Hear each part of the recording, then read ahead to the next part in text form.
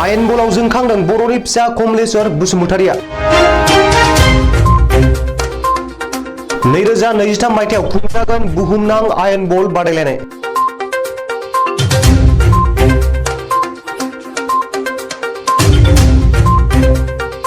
बुहुमाव अनसायजानाय मोनसे गेलेनाय आयेन बल लासै लासै आथिखालाव आसामावबो अनसायजादोंसै बे गेलेनाया। दाननैसो आगोल गुजरातआव खुंजानाय हादरारि आयेन बल चेम्पियनशिपआव देरहासार जादोंमोन आसामनि हानजाया। बेनि समान समान दा फैदों आसामाव मोजां खौरां।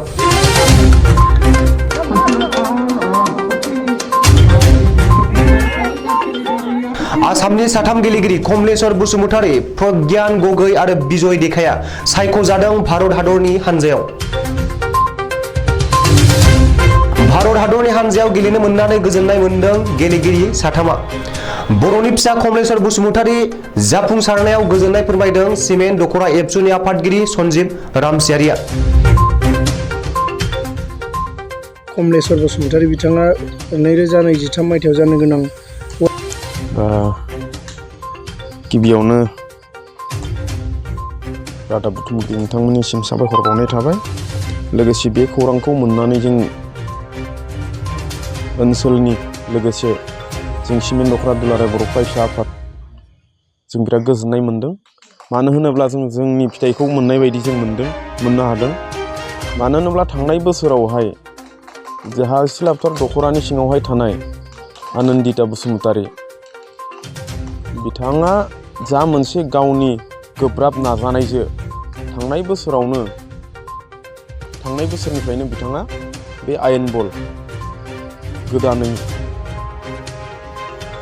जोनोम मोननाय बे आसामाव गिबि जोनोम मोननाय बेखौ जों माबायदि जोंनि जिल्लायावबो गेलेनो हागोन बा बे गेलेनायनि सोलोंथाइखौ माबायदि लानो हागोन बिथाङा खनले फैनानै जों सिमेन्ट दख'रानि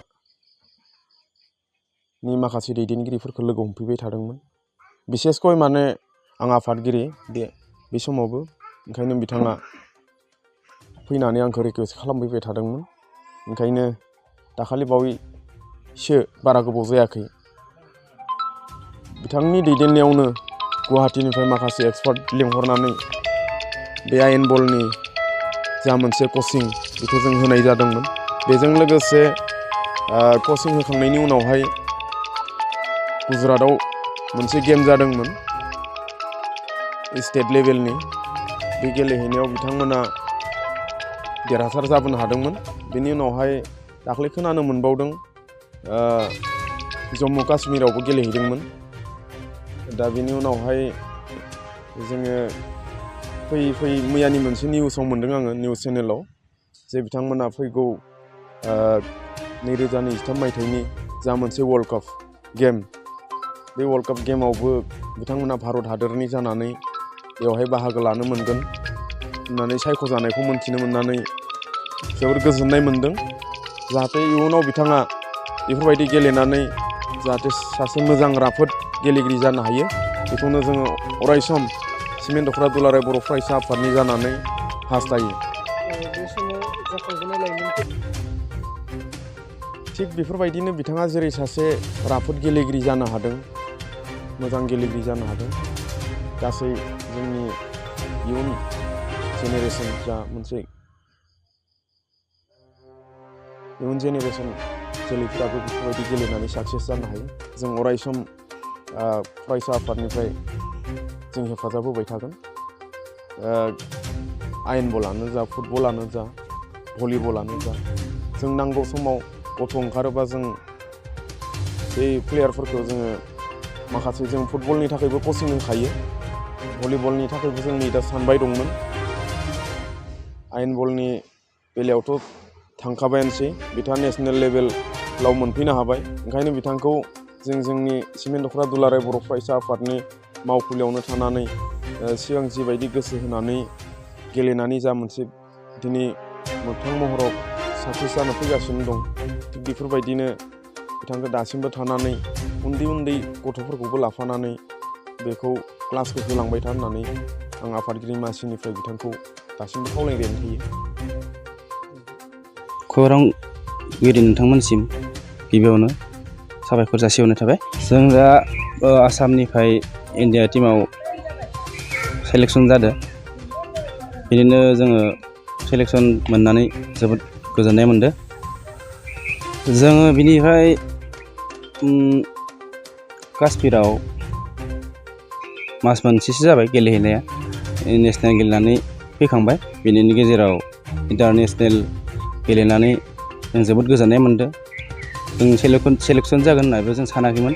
बेनि गेजेराव जोङो आसामनिफ्राय 3 थांदोंमोन। बेयो 3बो माने सेलेक्सन जादों आरो। बिनिनो गेजेराव नामा जादों बिजय डेका, बेनिफ्राय सासेया प्रज्ञान शर्मा, ओमफ्राय आं आरो। बेनिनो दा जोङो सेलेक्सन जानानै जों जोबोद गोजोननाय मोनदों। बे खेलखौ माब्ला गेलेनाय जागोन वर्ल्ड कापखौ? बे खेलखौ दा डेटखौ मोजां फिक्स बानायाखै। 2023आव जागायनाय जादों आरो। बेबो जायगाखौ फिक्स खालामनाय जायाखै। बिदिनो दुबाइआव नङाबा इन्ड'नेसियायाव जागोन होननानै फोरमायनाय जादों आरो। दाथ' बे आयेन बल होननाय गेमा बोसोरथाम जाबाय। बोसोरथाम जानायाव जेरै आयेन बल होनबाथाय गोदान गेम बोसोरथामल'सो जादों। रावबो मिथिस'आबो जानो हागौ। बेनि गेजेराव आयेन बल होनबाथाय गोलावा 40 मिटार, ओमफ्राय गुवारा 20 मिटार। बिनिनो खेलाव ओजा 8 जन गेलेयो आरो। माब्लानिफ्राय नों आयेन बलखौ गेलेनो जागायजेनदों? आंनि आयेन बल देग्लायनिफ्रायसो। जोङो देग्लाय मास मोननैनि सिगां जोङो गुजरातआव चेम्पियनशिप जाना फैदो। जोङो आसाम टीम जानानै जों बेयाव माने जों चेम्पियन जाना फैनो हादों आरो। बिदिनो आयेन बल होनबाथाय ओजा साब्रै जों गेलेयो। बिनिनो हेडिं लाबाथाय 3 पइन्ट मोनो। बेनिफ्राय ओरैजाय आथिंजोंबा 2 पइन्ट मोनो। ओमफ्राय आखाइजोंबा 1 पइन्ट मोनो आरो। बे गेमा जाहैबाय फुरा स्पिड नङाबा खामानि जाया। स्पिडजोंसो माने बुजिनानैसो बेखिनिखौ खामानिखौ मावनो हायो आरो। ओंखायनो जिथुनाखि प्रेक्टिस थानांगौ, प्रेक्टिस खालामनांगौ।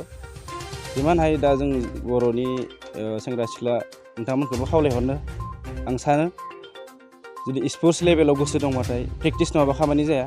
बेबायदि माने प्रेक्टिस थाबाय थानांगौ। बेनिखायनो जोङो सबखौबो आं खावलायहरनाय थाबाय, मोजां जुदि गोसो जायोबा जोंनाव जोङो सोरबाफोर गोसो जायोबा जोंनाव फैनानै सोंफोरनानै गेलेनो हागोन होननानै आं खावलायहरनाय थाबाय आरो। प्रेक्टिसा मोजाङानो सोलिबाय दं। फुंनि बिदिनो दसे खारनायजों लोगोसे ओरैनो जागलिं बेबायदि आखाइनि एसे जों खामानिखौ मावगासिनो दं। ओरैनो बेलासियावथ' जों प्रेक्टिसा थाबाय थाखायो, आरो जों प्रेक्टिस थाबाय थाखानांगोन होननानै जों सानो आरो।